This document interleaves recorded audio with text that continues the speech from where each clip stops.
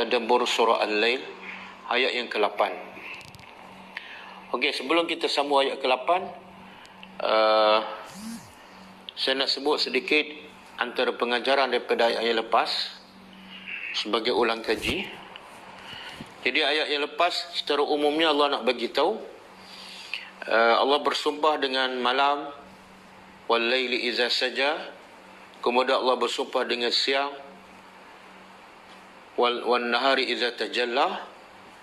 Kemudian Allah bagi tahu apa yang Allah nak sampaikan, iaitu inna sa'yakum lasyatta, sesungguhnya usaha kamu ni berbagai-bagai. Pada zahirnya usaha manusia berbagai-bagai, nampaknya macam-macam kerja, tapi hakikatnya yang Allah nak bagi tahu ialah kerja kamu sekarang sebenarnya dua sahaja. Sebab tu Allah sediakan balasan, tempat balasan hanya dua, bukan tiga, bukan empat. Satu syurga, satu neraka. Jadi hakikat amalan manusia sebenarnya walaupun nampak syatta berbagai-bagai, hakikatnya adalah hanya dua usaha, hanya dua kerja, hanya dua peranan. Jadi kerja yang pertama Allah sebut dalam ayat yang lepas, fa amma man a'ta wattaqa wa saddaqa bil husna fasanuyassiruhu lil yusra. Kerja yang pertama ialah kerja memberi, bukan kerja mencari mengumpul. Kerja golongan yang bertakwa, kerja golongan yang berjaya ialah memberi. Kemudian wattaqa, bertakwa. Kemudian yang ketiga, wasaddaqa bil husna, dia membenarkan apa yang Allah janji. Dan kita dah huraikan dalam kelas yang lepas, al-husna, ada pendapat ulama mengatakan dia adalah syurga, ada pendapat mengatakan dia adalah apa-apa saja janji kebaikan yang Allah sebut dalam Al-Quran dan juga yang Nabi sebut dalam hadis-hadis yang sahih. Ada juga mengatakan al-husna ialah perkataan yang terbaik, iaitu Al-Quran. Jadi pendapat itu semuanya betul dan tidak bercanggah antara satu sama lain.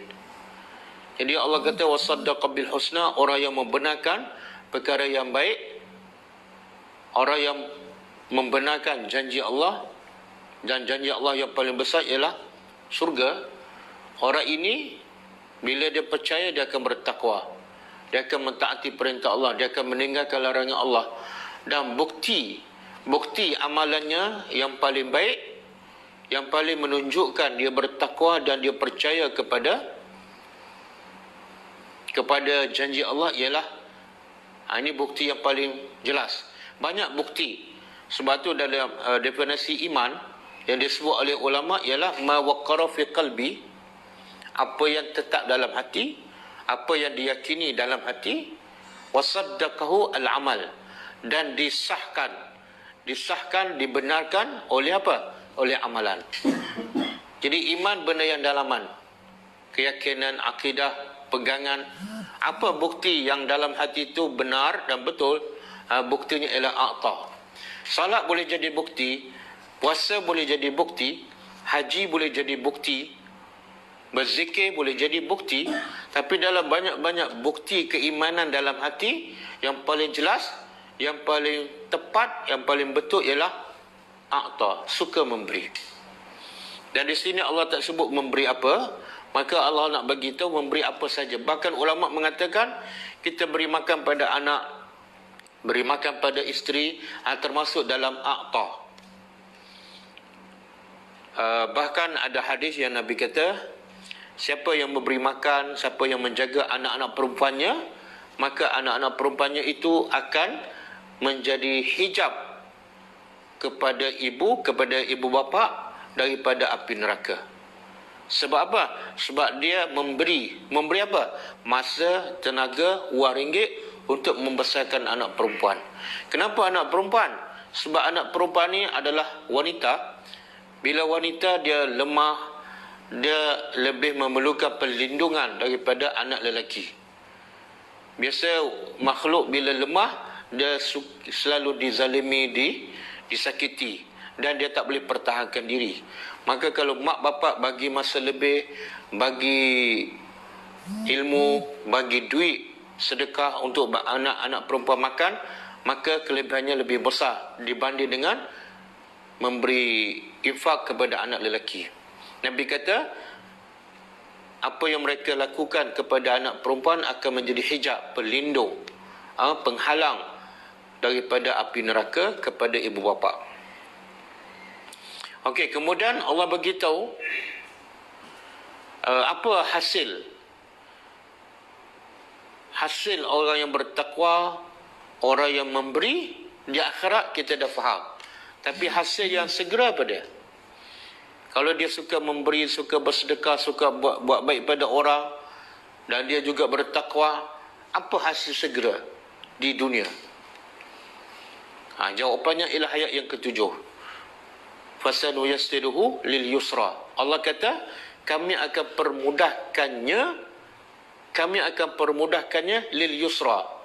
Yusra ialah amal yang baik. Jadi kalau kita fahamlah, kalau kita faham bahasa, bila Allah kata kami permudahkan, makna benda tu asalnya susah ke senang? Bila Allah kata kami permudahkan, jadi asal perkara itu senang ke susah? Logiknya benda tu susahlah. Sebab tu Allah permudahkan. Kalau benda tu dah mudah, Allah tak perlu permudahkan sebab benda dah mudah. Okey, apa yang benda yang susah ni sehingga perlu Allah permudahkan? Iaitu amal soleh. Apa dia amal soleh?